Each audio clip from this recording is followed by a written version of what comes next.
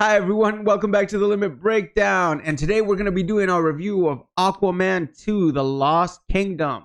And our too long didn't watch review of this movie is 2 hearts. Now, we gave it 2 hearts because personally I thought this movie had really great fight scenes, surprisingly well. Also, Jason Momoa's one-liners were hilarious. And speaking of hilarious, the movie was actually a lot funnier than I expected it to be, so I like that. However, this movie tried to do way too many things. It was a buddy cop movie. It was a superhero movie. It was an action comedy. It was so many other things except for a coherent movie. Speaking of which, it didn't even have coherent scenes. There were points in which there was slow motion sequences that didn't need to be slow motion sequences. And last, it had the stereotypical big bad CGI monster at the end that nobody had any interest in or cared about. Fair enough. That's why we gave it 2 hearts. So stick around after our intro for a deep dive, spoiler-filled review of Aquaman 2, The Lost Kingdom.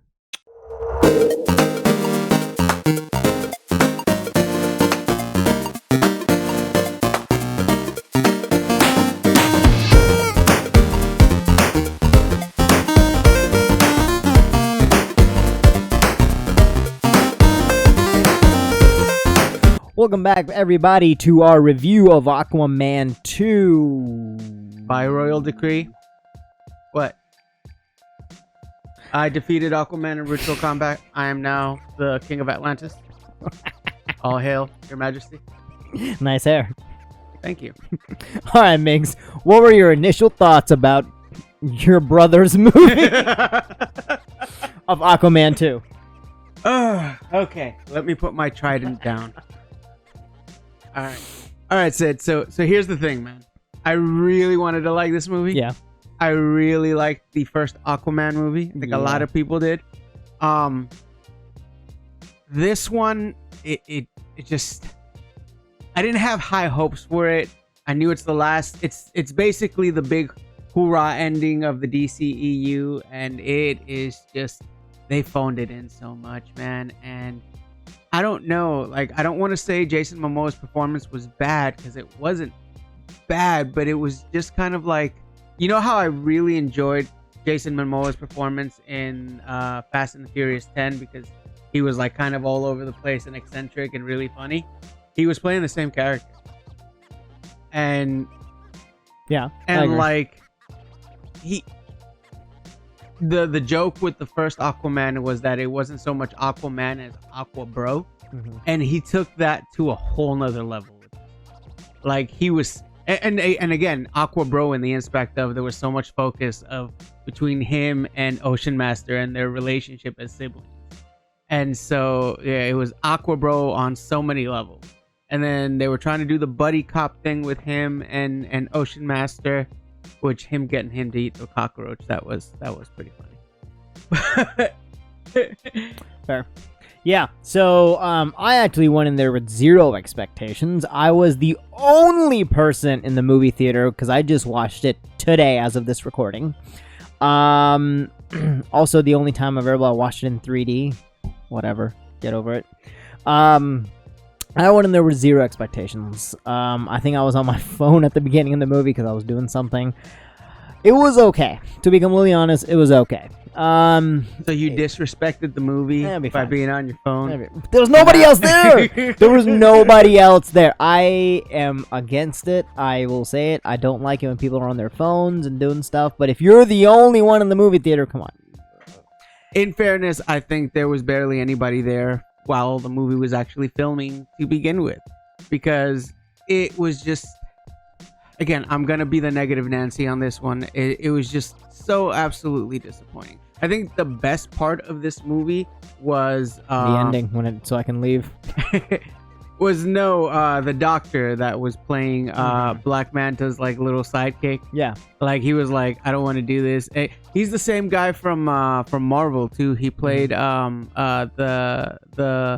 CIA agent or whatever. He was in charge of making sure Ant-Man stayed in his in Yep. his. He was also in WandaVision. Yes, He was in the he beginning was. of WandaVision. But yeah, so I think overall, let's dive into a little bit deeper, right? So, let's talk about the movie plot / story as a whole, right? Yes, I know they tried to bring an actual plot together, right? So, and from your perspective, like you were saying, Jason Momoa's performance, I think it's more of the writing, right? So a great actor can only do so much as a writing, and vice versa. A writing as great as is, if a character or an actor can't portray it well, it kind of falls apart.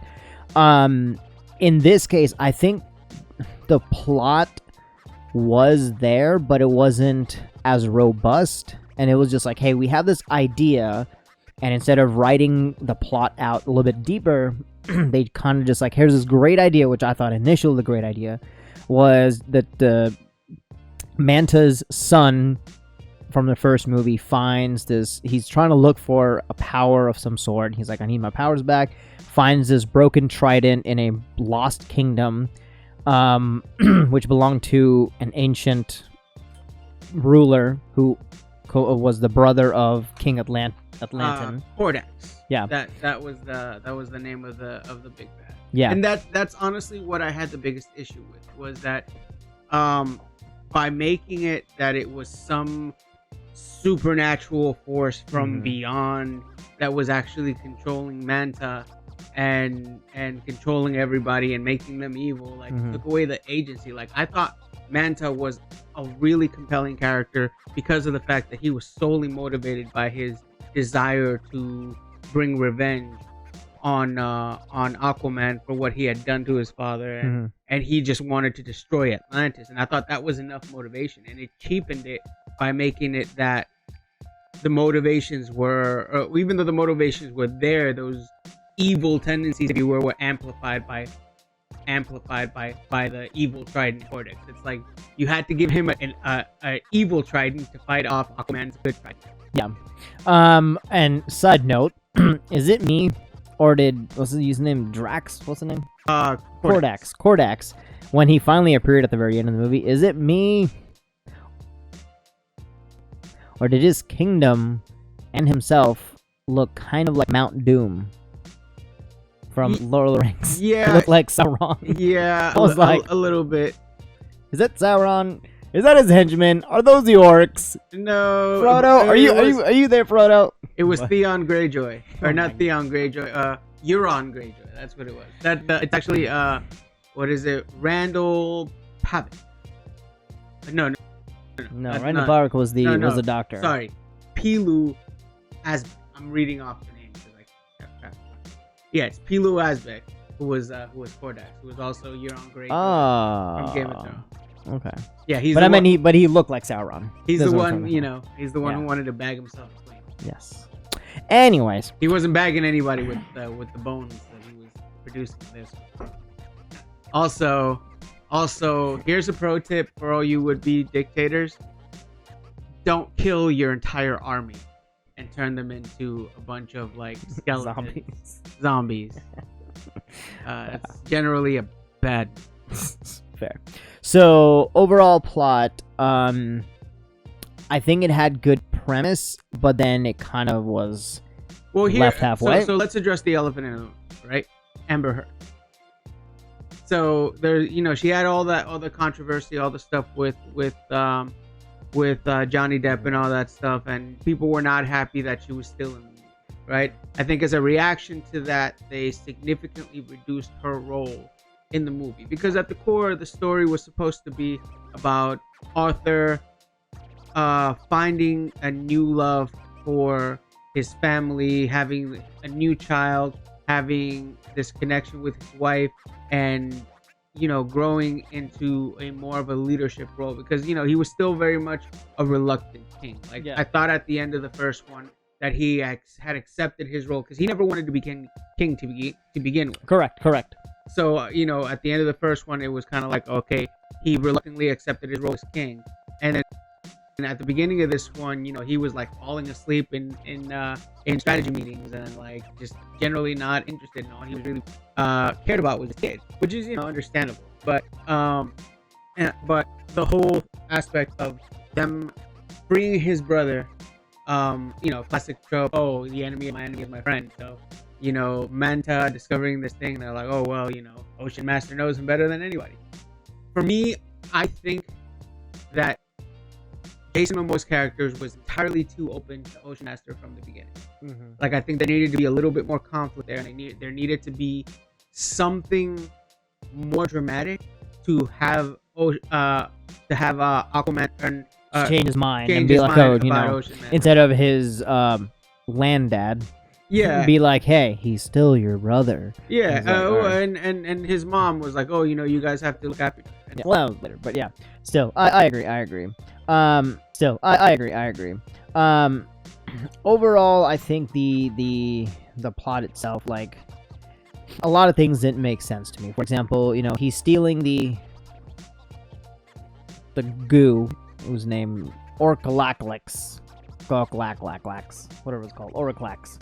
Oh yeah, the nuclear energy. Yeah, they're dumping nuclear waste into the ocean to ruin the world or whatever. And then here's the biggest thing that didn't make sense to me. Okay, so at first I thought I understood, right? Like old Kordax dude is trapped in the ice, right? And they're dumping all of the nuclear waste into that volcano to warm up the planet, right? I thought to melt the ice.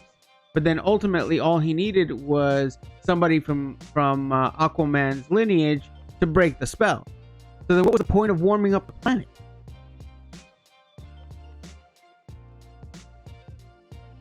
Exactly.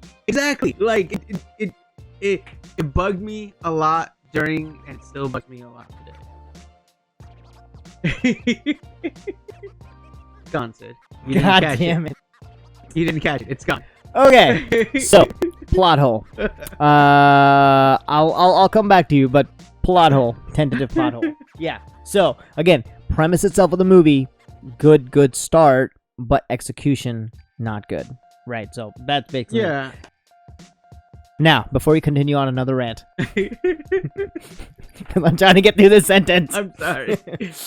I just have a lot of thoughts. I know, feelings. that's fine. We'll get to them. I want to talk about specific characters. Okay. All right. So we've already mentioned Aquaman's character. Obviously, he's a king that does not want to be king. He's more interested in. Yes, he likes certain parts of being a kingdom, like a warrior. He really likes saying, "I'm king of Atlantis." Yes, and he likes to be with his kid, which is a great show of emotion for him.